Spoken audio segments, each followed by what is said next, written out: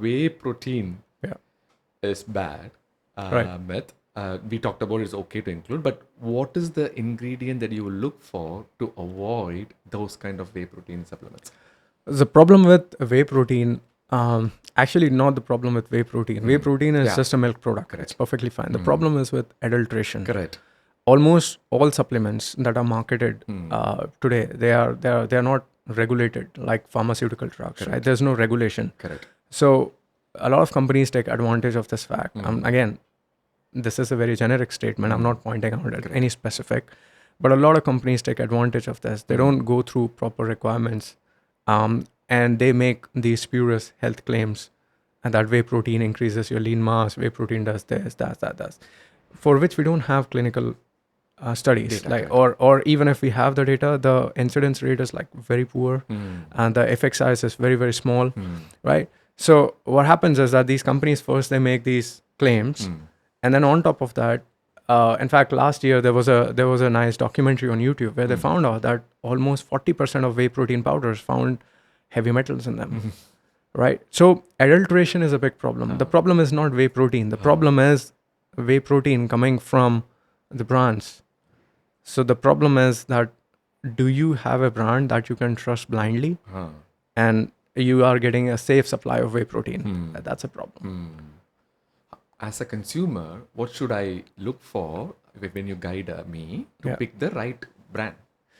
So again, I don't endorse any brands. Yes. I just tell people that, hey, first try to get as much protein as you can from your food. Correct.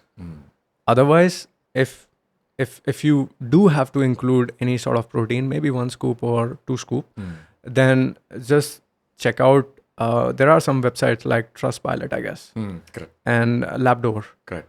And in India also there are a couple of websites. Just go through the websites and they publish lab reports of different whey protein brands, right? So just go through the lab reports and then find out if this brand is genuine or not, and then go and buy from that brand. I have done that as well.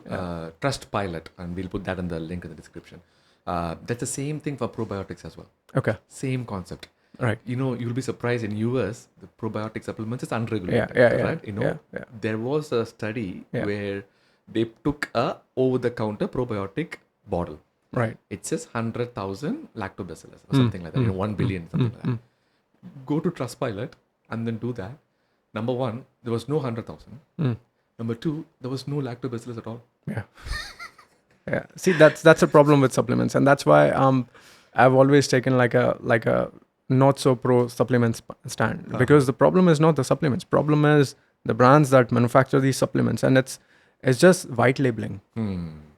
Because at the end of the day, where do most of these whey protein supplements come from? They come from dairy. Correct.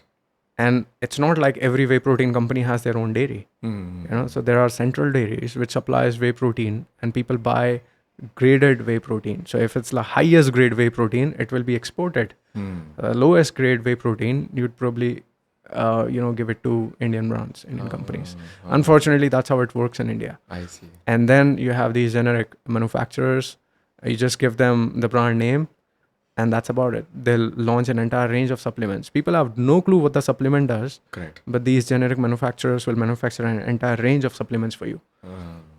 So you have anti-aging supplements. You have drugs like NMN, and then you have all these collagen peptides Glowing and everything. skin.